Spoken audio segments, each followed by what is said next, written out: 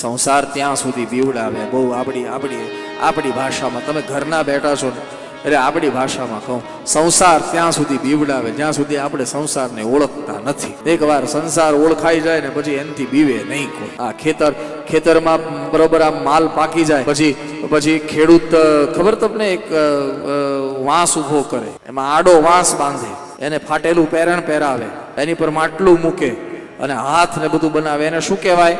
જરા જોરમાં બોલજો. ચાડીઓ. એનાથી કોણ બીવે? મને જવાબ આપજો. કોણ બીવે એનાથી? હા ભરતભાઈ, કોણ બીવે? પશુ પક્ષી. બરાબર છે ને? હા. આપણે બીએ નહીં ને? કેમ આપણે ન બીએ? કારણ શું? હે પ્રશાંત, આપણે કેમ ન બીએ? તમે જાણો છો કે આ ખોટું છે એટલા ન બીએ ને. હા, પશુ પંખી નથી જાણતા કે આ ખોટું છે એટલે એ બીવે.